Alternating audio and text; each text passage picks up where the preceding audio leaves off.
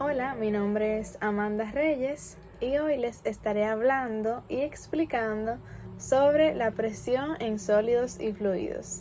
Comencemos.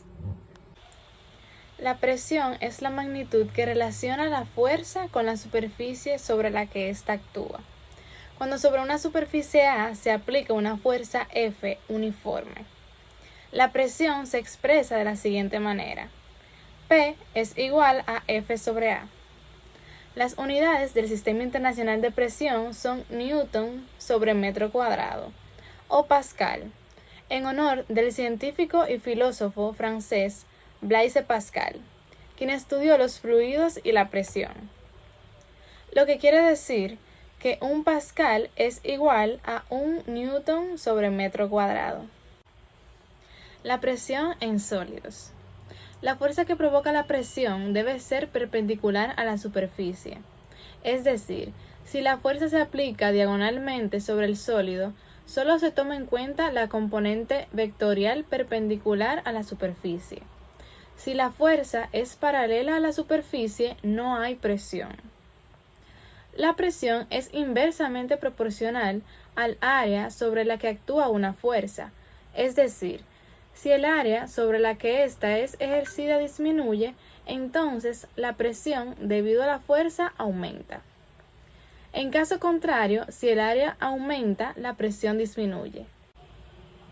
Considerando lo anterior, si ponemos un bloque de madera, como el de las imágenes que ven aquí, en diferentes posiciones sobre el suelo, A, B y C, ¿en cuál de ellas ejercerá una mayor presión sobre la superficie?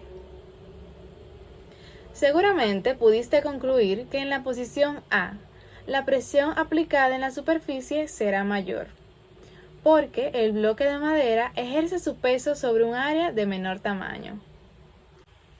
Otros ejemplos son: la fuerza ejercida sobre un cuchillo se concentra en una superficie muy pequeña, en este caso el filo, produciendo una elevada presión sobre los objetos deformándolos, es decir, el corte. También, un esquiador ejerce una presión baja sobre la nieve, debido a que su peso se distribuye sobre toda la superficie de los esquís. De esta manera, el efecto deformador de su peso disminuye y no se hunde. Como podemos ver en esta imagen, la presión ejercida por el dedo sobre el bloque sólido es la misma que el bloque ejerce sobre la superficie en la que está apoyado. Presión en fluidos. La presión no es un fenómeno exclusivo de los sólidos, sino que también se puede observar en los fluidos. Ahora bien, ¿de qué factores depende la presión en los líquidos? Decimos que la densidad es una medida de qué tan compacta es la materia de una sustancia. Cuanto más alta sea la densidad, más materia o masa habrá en un volumen dado. Note que la densidad cuantifica la cantidad de masa por unidad de volumen. Densidad es igual a masa sobre volumen. Principio de Pascal o ley de Pascal. Establece que la presión ejercida sobre un fluido incomprensible y en equilibrio dentro de un recipiente de paredes indeformables se transmite con igual intensidad en todas las direcciones y puntos del fluido.